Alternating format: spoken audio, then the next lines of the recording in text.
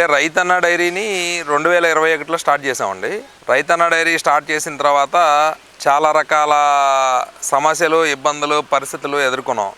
అంటే ఎలా ఉండిద్దంటే అండి, మార్కెట్టు జనం అందరూ ఒక రకమైన కల్చర్లో విధానంలో ఆల్రెడీ మార్కెట్ నడుస్తుంది. రైతన్న డైరీకి పాలు ఎందుకు తీసుకోవాలి అంటే, రైతన్న డైరీ పాల స్పెషల్ ఏంది అనేది చెప్పుకోవాల్సిన అవసరం ఏర్పడిందండి ఈరోజు. రైతన్న డైరీకి సంబంధించి మేము ప్యూర్గా బఫెలో మిల్క్ ఇస్తున్నాం. గేదె పాల ఉత్పత్తులను మాత్రమే ఇస్తున్నాం అండి. గేదె పాలు మనం లోకల్లో ఉండే రైతుల నుంచి సేకరించి, ఆ లోకల్లో ఉండే రైతుల ద్వారా వచ్చిన పాలని అన్ని రకాల టెస్టులు చేయడం ద్వారా మనం మార్కెట్లోకి ఇచ్చి, మనం మార్కెట్లో మిగతా డైరీలు ఇచ్చే పాలకి రైతన్న పాలకి ఏం డిఫరెన్స్ ఉంది, ఎందుకంటే ఈ పాలు ఎందుకు వాడాలి అనే దాని మీద మనం ప్రత్యేకంగా పనిచేయడం జరుగుతుందండి. వినియోగదారుడు పాల నాణ్యత తెలుసుకోవడం అంటే అండి, ఈరోజు వినియోగదారుడి పరిస్థితి ఎలా ఉందంటే, మార్కెట్లో దొరికే పాలు నాణ్యమైనయా కాదా అని చూసుకునే ఓపిక అసలు వినియోగదారుడికి లేదండి. అది ఎలా తెలుసుకోవాలనేది తర్వాత సబ్జెక్టు.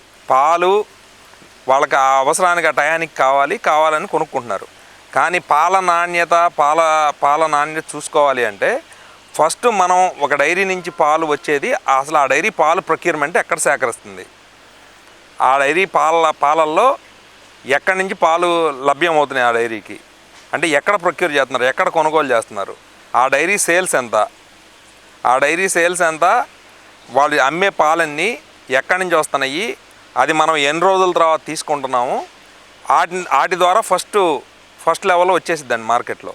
ఫస్ట్ లెవెల్ అది కరెక్ట్గా ఉందా లేదా, ఆ ప్రోడక్ట్ క్వాలిటీ ఏంది అనేది వచ్చేసిద్ది. మన లోకల్లో ఉండే పాలు తీసుకున్నాం అనుకోండి, ఏ రోజుకి ఆ రోజు ఫ్రెష్గా తీసుకుంటాం. ఇప్పుడు మన లోకల్లో ఉండే రైతుల నుంచి ఈరోజు పాలు తీసుకుంటే, ఇక్కడ లోకల్లో డైరీ అయితే ఈరోజే పాలు ఇచ్చిద్ది, ఈరోజు ఈవినింగో లేదా రేపొద్దున కల్లా ఒక 24 hours.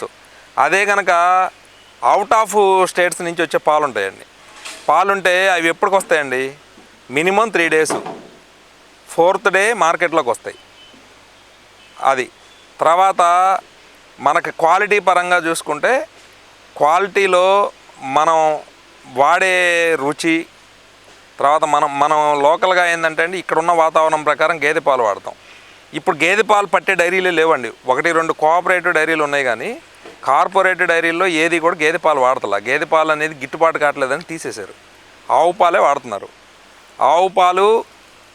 ఆవు పాల మార్కెట్ ప్రకారం మొత్తం తీసుకొచ్చి ఇక్కడ ప్యాక్ చేసి ఇస్తున్నారండి.